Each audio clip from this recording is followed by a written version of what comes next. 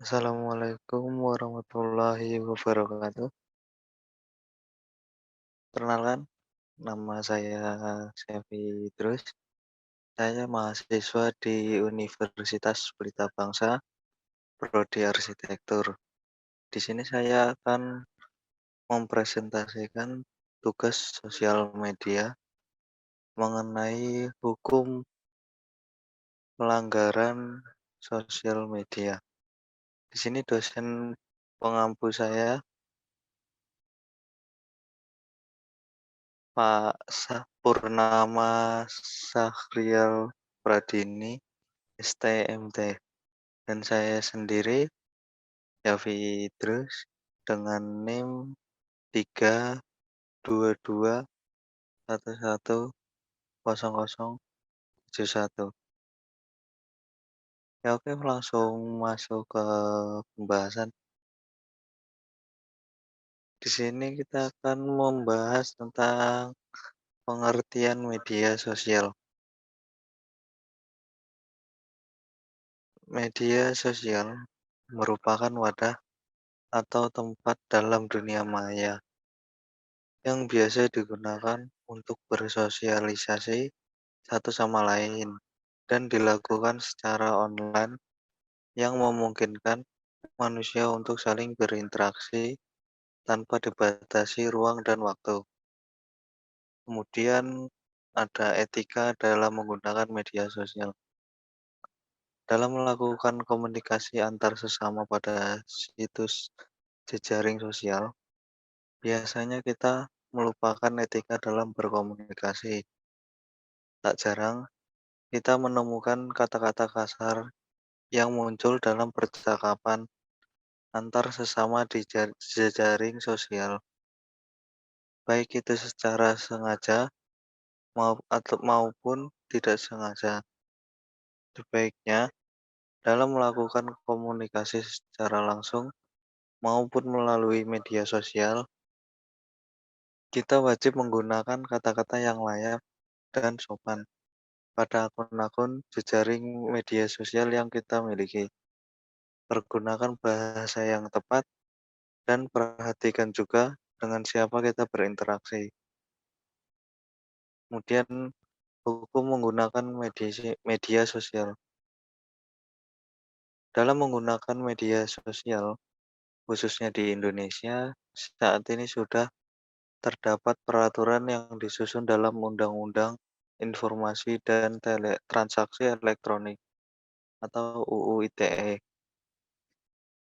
yang mana dalam UU ITE ini kita sebagai warga negara Indonesia wajib berhati-hati dalam memberikan informasi maupun tanggapan agar tidak menyebabkan kerugian untuk orang lain.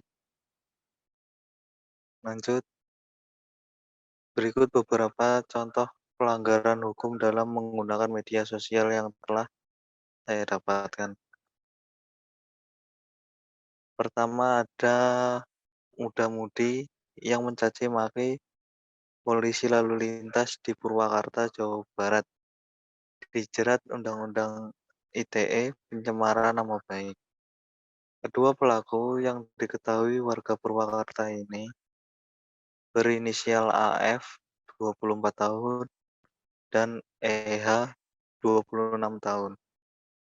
Diamankan di Mapolda Jawa Barat terkait postingan AF di media sosial Instagram yang menghina Polantas yang saat itu sedang melakukan tugas mengatur lalu lintas.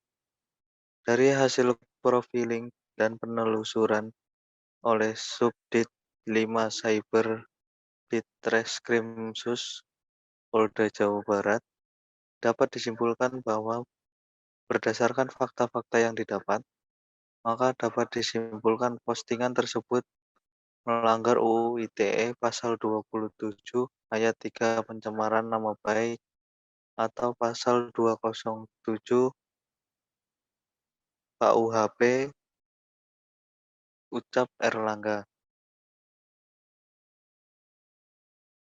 Pasal pada Pasal 27 Ayat 3 UU ITE berbunyi, setiap orang dengan sengaja dan tanpa hak mendistribusikan atau mentransmisikan atau membuat dapat diaksesnya informasi elektronik dan dokumen elektronik yang bermuatan penghinaan atau pencemaran nama baik.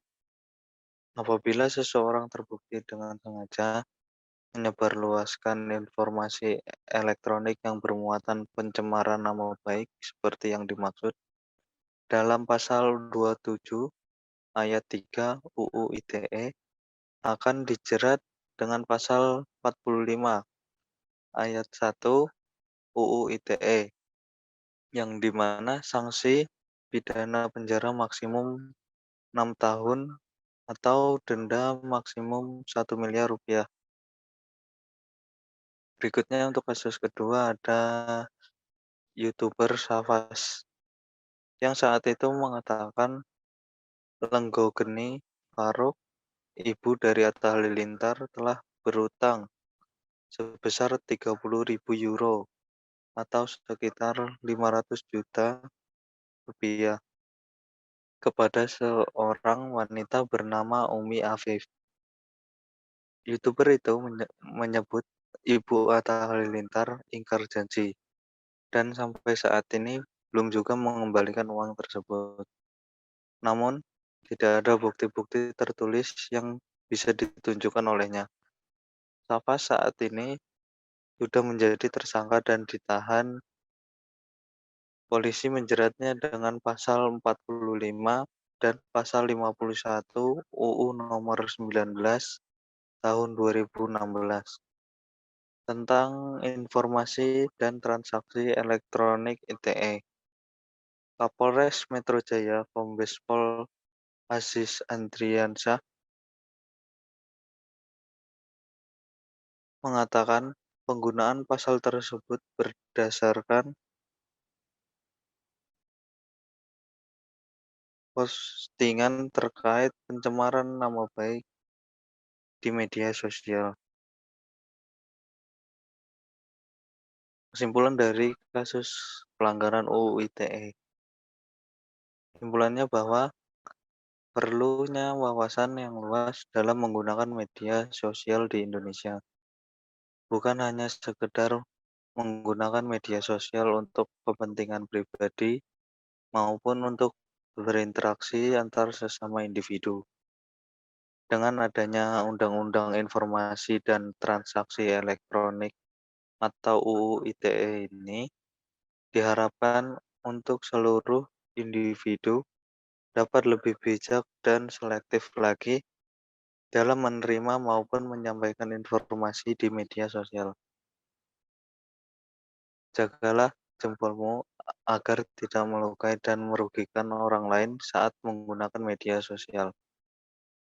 Selanjutnya, ada tips agar terhindar dari pelanggaran UU ITE dari saya. Yang pertama yaitu cek sumber informasinya. Apakah informasinya sudah valid atau belum. Kedua, hindari postingan atau komentar yang negatif. Ketiga, hindari sharing atau yang berkaitan dengan sara. Keempat, samakan dunia maya dengan dunia nyata. Kelima, hindari kata-kata kasar. Keenam, hindari share atau menyebarluaskan konten pornografi. Sumber informasi yang saya dapatkan dari kasus pertama berada di regional.kompas.com. Untuk kasus kedua, saya mengambil dari megapolitan.kompas.com. Sekian dan terima kasih. Sampai ketemu di konten selanjutnya. Apabila ada salah-salah kata dari video ini, saya minta maaf sebesar-besarnya. Wabillahi taufiq wal hidayah. Wassalamualaikum warahmatullahi wabarakatuh.